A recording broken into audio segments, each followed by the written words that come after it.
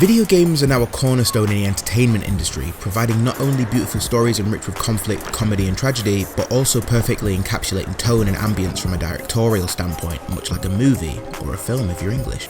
Unlike its cinematic and TV counterparts, however, video game development requires a lot more to focus on, and are often overlooked in terms of how long it takes to develop a game compared to making a movie.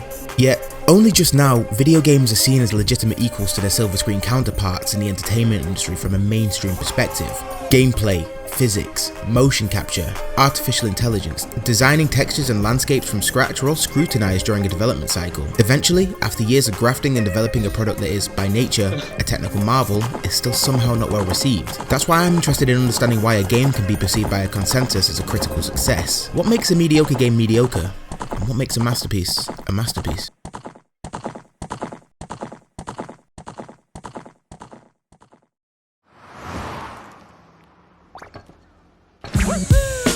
To understand what people consider to be an outstanding game, we need to have a grasp of something factual, concrete, an existing list of games agreed upon by a demographic. So, by this logic, I decided to use Metacritic's top 100 games of all time, as of this date, as a control. This could be due to someone's favourite game not measuring up to be quite as good in someone else's eyes, whilst also providing a tangible list we can all use as a reference point. Now, I understand that you as a person may not agree with every game on this list, and you can be sure neither do I. Shadow of the Colossus isn't on here, but Madden is. Alright then. You feeling me? And let's not even talk about how Bioshock Infinite's above The Witcher 3.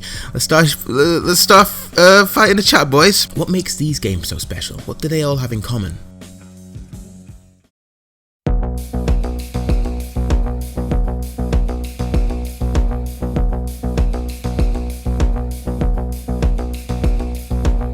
Picking the right console for a game to be a success is a huge factor, partially due to what the hardware can do in terms of running the game at an optimal output, but mainly from an exposure standpoint. What console appeals to what audience, and will a game being produced do well on a certain console? Red Steel, a gritty first-person shooter slash hack and slash, comes to mind when misinterpreting a hole in the market for a mature game on a family-friendly based console in the Wii. Where is it now? What's it doing? Nobody knows, nobody cares. Do you even remember it? Not really, I don't know. Successful games happen to be on the most popular consoles, and those consoles are often the ones that are most value for money in terms of pricing the console itself, the range of games, the familiarity of the brand to the consumer, because you don't see people playing Sonic M on the N-Gage, do you? So even though a certain game may be better on another, without enough popularity, or if it doesn't fit the tone of a specific console, that game will remain a hidden gem, an underrated classic, with the PlayStation 2 and Xbox 360 being the most affordable hardware at each respective release, with 13 and 14 games in the top 100 respectively. On the opposite side of the spectrum are the more niche Nintendo consoles, mainly the Wii U and the 3DS, with one beautiful piece of perfection each. The catch? They're both ports of existing games, Ocarina of Time and Breath of the Wild, with one being a tried and tested classic and the other being a downgraded version for the end of a lackluster console lifecycle. What shocked me even more was that the Dreamcast being responsible for taking 4 spots on this list, despite being the first discontinued console on the list, not releasing any new games after February 14, 2002, showing that certain things age like a fine wine.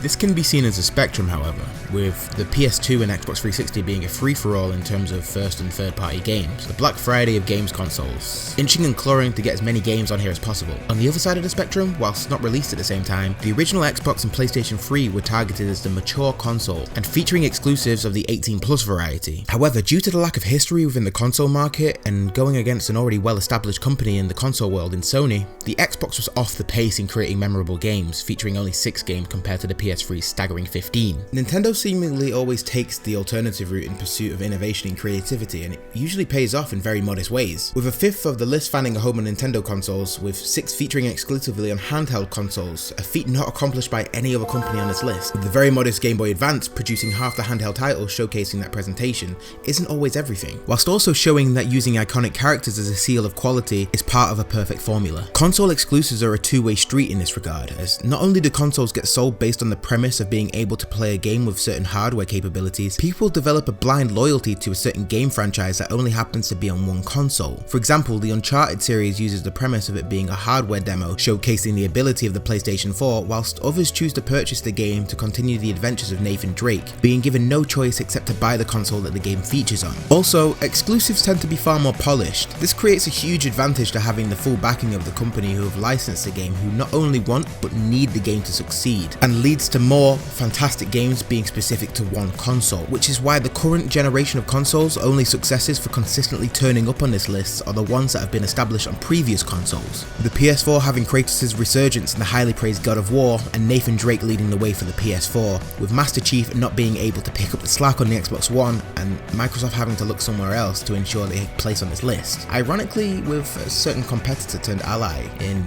the Phantom Pain. Microsoft has been blown out the water in recent years, their serialized franchises Halo and Gears failing to provide the thrills they used to provide in Xbox's heyday, and the new original titles they produce tend to either flop or are smaller indie titles which are praised but they rarely break into the mainstream. On the contrary, many large companies hedge their bets and they place their games on multiple consoles to maximize potential, shoveling money into the porting process. However, this sometimes works. See Michael, Trevor and Franklin's outing in GTA 5 for example. Speaking of iconic characters, they're another critical part to a successful game. Whilst the body of work may be outstanding, a character for a consumer to associate with is just as important, if not more so, as the game it represents. With way over half the games on this list having a mascot spearheading the years of work, creating something that if done properly should be seemingly flawless. A good face to remember the body of work is integral to success. Mario, Link, Gordon Freeman, Solid Snake, Master Chief, they are all completely different characters, but on the strength of the plot and the characterization and the gameplay itself, they become household names, and all of them have a home on this list. But there is a bigger household name than all of these games combined, that is consoles quaking in its boots.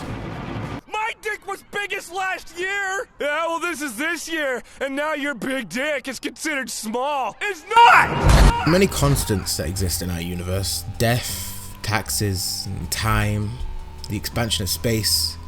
But in the distance, there was something that transcended all of this. Extremely flexible, a truly chameleonic force, I've checked, that's a real word, ever present looming in the distance. Now, a true law unto itself. A true dumping ground for all games. It's a real wild wild west out there, thanks to you Steam. It's high noon. The home PC's first wave of games were a series of ports from arcade games in the 1970s, including Donkey Kong, Frogger and Centipede, but for the ever-changing landscape of its hardware and ever-present combo of mouse and keyboard, it provides one thing gaming consoles cannot: consistency of performance over the years, customizability of hardware and other specification, and more access to modifications of any aspect of any game. Also pirating. Which is why the PC has the most games in the top 100 out of any other console/gaming system at 16. Also with the longest distance between release dates out of any other gaming console, with almost a 20-year gap in between releases whilst being at the forefront of a graphical quality and presentation. The scope of PC games can blow everything else out the water simply due to its variety. Star Citizen looks to be the most ambitious game of all time. Just make sure you have a computer capable of running NASA's mainframe. This creates an almost unfair advantage in quality as they have the time, ease of access, without corporations breathing down their necks to create something monumental. Whilst the face of the operation needs to be looking good, it's the design and functionality of a game that needs to be running just as well. Imagine a lasagna with a beautiful top layer of pasta and cheddar cheese, but it's filled with dog shit. I ain't eating that. Get it away from me. Get it away! That is absolute dog shit. In video game terms, the gameplay needs to match the aesthetic, otherwise it just falls apart. This includes fantastic scenery and level design, a compelling story which grips a consumer into never letting go of the controller, and a fantastic soundtrack to tie it all together. However, there's always exceptions, as certain games don't have any stories to tell, just brilliant and completely addicting gameplay mechanics to keep people returning. With a plethora of games to choose from, it's easy to pick a style of game which suits the mood you're in. However, trends have always leaned towards a specific genre, riding the wave of what's deemed popular at the time. This means that the year of release also plays a huge part in whether games make the list at all. The list does a good job in representing the trends of game popularity at the time of release and sorting it by year of release. It shows that the mid to late 90s were kind of a free-for-all in what was deemed popular. Turn-based strategy games in Civilization 2, RPGs in the original Diablo, and early first-person shooters in the form of GoldenEye 007, the original Half-Life, and point-and-click games in Grim Fandango proving to be extremely popular at the time of release, and still held in critical acclaim today. However, at the turn of the millennium, recreations and reimaginings of real-world activities were at the forefront, showing that everyone wanted to be the next Tony Hawk or Racing Man or Big American Football Man, with NFL 2K1, Tony Hawk's Pro Skater 2, and Gran Turismo taking most of the slots on this list from the early 2000s, with a certain style of game ready to explode in popularity, waiting patiently.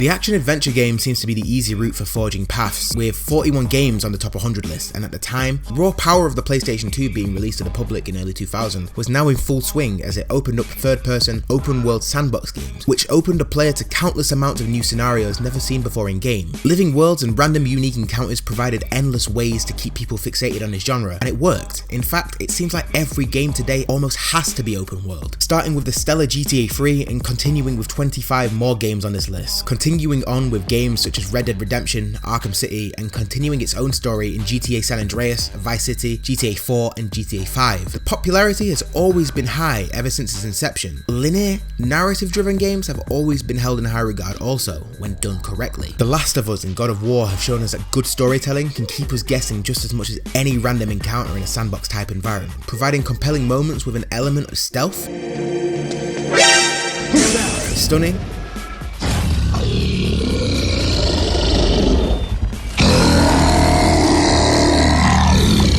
suspense, I repeat.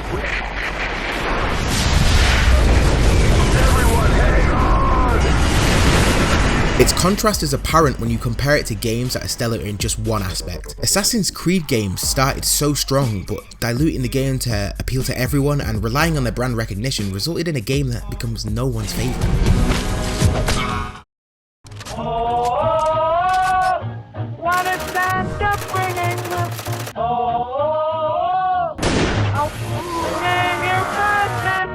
First-person shooters are a genre that have been around for decades, with the earliest game on this list being June 1996's Quake. However, the FPS became commonplace and quickly became one of the most successful game genres as of the mid to late 2000s arrived, with Halo, Half-Life, Bioshock, and the Call of Duty franchises dominating this time period with their linear and rich storytelling releases, and relatively silent protagonists. With some of these games being released with multiplayer so successful, elements of these games can be seen in practically every other game it shares something in common with. Character customization and weapon loadouts, whilst not created by these games, can certainly be attributed to the popularity as a game mechanic in other games, unlockables, and DLC. Here's to you, COD 4 and Modern Warfare 2. This provided longevity to a game which allowed the game to live a much longer life than its lazier, less thought out counterparts. However, there was a lot of noise in these game types, from the amount of customization to the technical gameplay mechanics that may be too much for a casual player to take in. So there's always been a steady alternative whenever you feel as though the grind of leveling up or going prestige seems a bit too grating.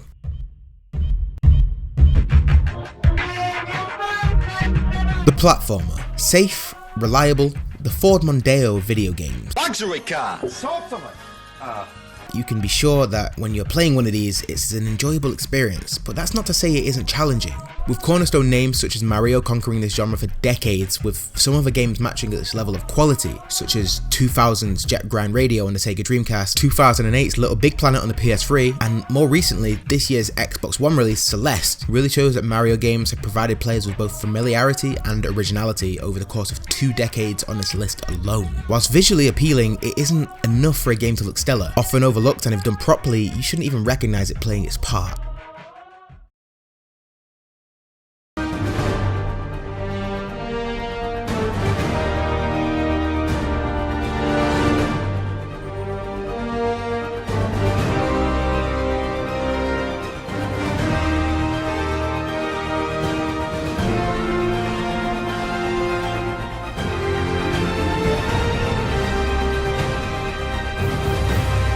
Whilst not tangible, it can hit you all the same. Game soundtracks are extremely vital to ensuring that a game hits the tone and atmosphere it wishes to portray, as no amount of fine-tuning in terms of level design, dialogue or story will ever fill the hole that music can plug. Simply hearing the simple tone of a certain ocarina, or a simple guitar refrain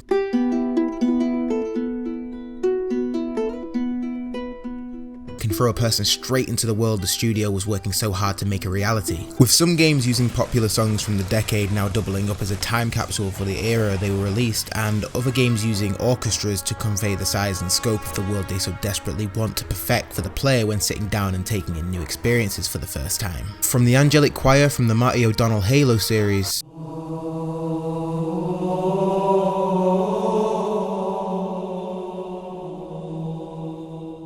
to the happy-go-lucky upbeat rhythms of the Super Mario soundtrack.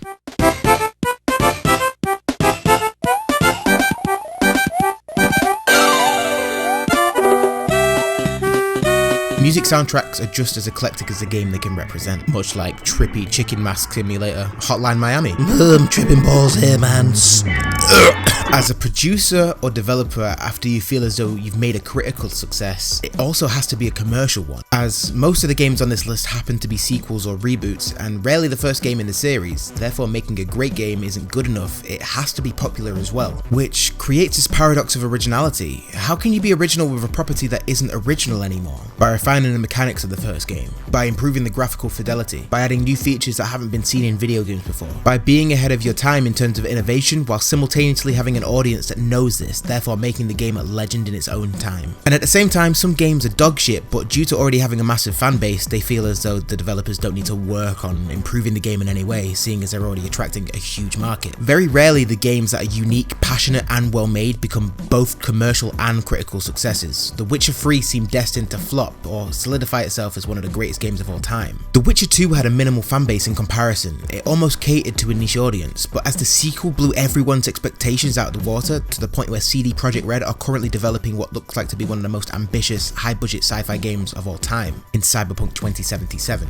CD Projekt Red, Hideo Kojima, Bethesda, usually, Blizzard tend to make games that are not only of immense quality but also cater to a huge audience. They pour genuine effort into a game which the developers themselves most likely adore, and they continue to support that and improve upon it. This is a key difference to a masterpiece level game and just one of these mediocre run-of-the-mill games. There's tons of things that a development team can try and do to ensure that a game is well received, but no matter what the creator intends to convey, it's up to the public and the press what's deemed as perfection.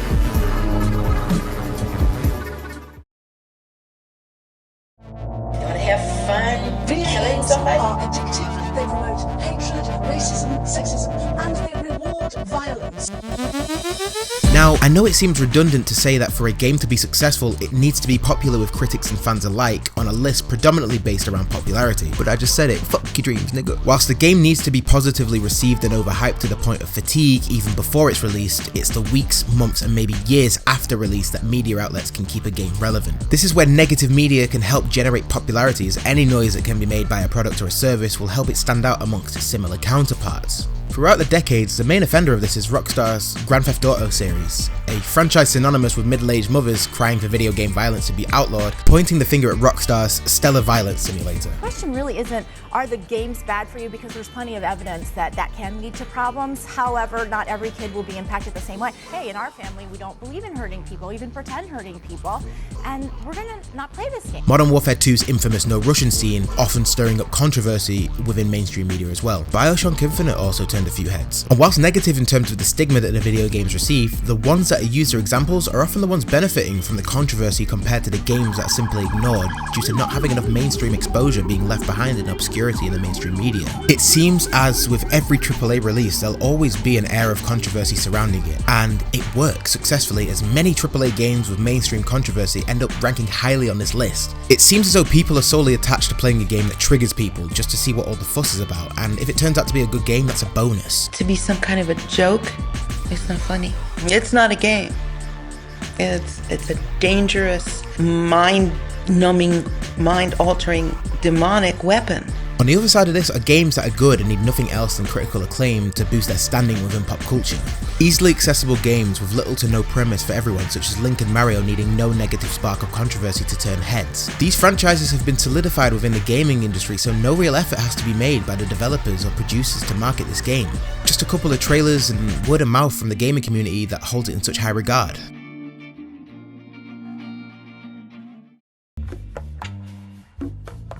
Sometimes you're watching TV and you don't really know what to watch, so you look on your TV guide or you speak to a couple of friends. Watch this show, they say. It's the best thing I've ever seen. So you sit down and you decide to watch it one day. Unfortunately, that show turns out to be Love Island and you have no idea what's going on, who's who and why they're there. You feel as though you're missing something, but nope, this is episode 1 and everyone's praising this show for its unbelievable drama, twists and turns and amazing conflicts and resolutions. I fucking hate Love Island.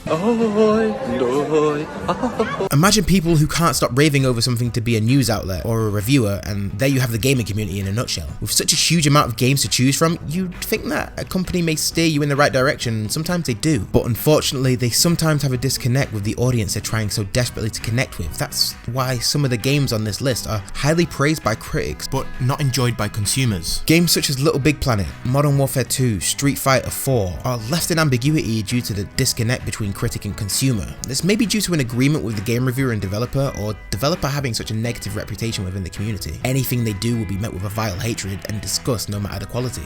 This can be seen with EA creating such a stigma with one of their games. It seemed to have a crippling effect on how consumers perceive them and had a domino effect for every other game they released after Battlefront 2. This backlash is probably earned, but due to the lack of ability to separate the art from the artist, companies on the whole tend to suffer regardless of how talented the people who create the product are. This negative voting can even come from people who don't even own the game, making the reviews of the users less valid than they should be due to people following the trend of not liking something because it's popular to do so. However, most of the time, game critics can give unbiased reviews and they can step back and review a game as intended, as a game without the connotations of the company who have created it.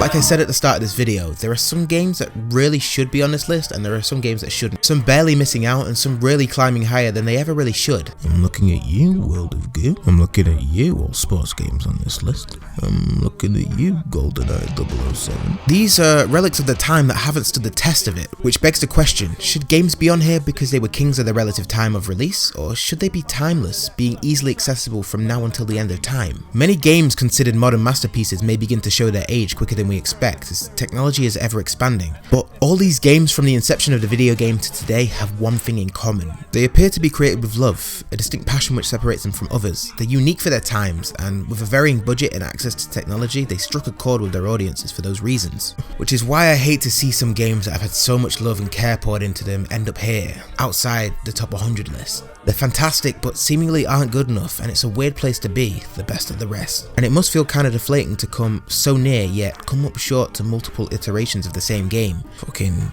GTA 32 takes the cakes, lads. And whilst your favourite game might not appear on this list, it doesn't really matter because it's what you hold near and dear to you. No one's going to tell you that this is a terrible game, and even if they do, it's not the worst thing in the world because you're not trying to prove anything to them. So whilst lists are good, they're not the be all and end all of a successful game, as there are tons of niche games out there that have amazing communities and deserve to be discovered. And I also just realised I've completely undone 22 minutes of work with one sentence, so yeah, I'll be in the back having some sort of existential crisis. Peace! Came out and closed the show with an amazing display of power.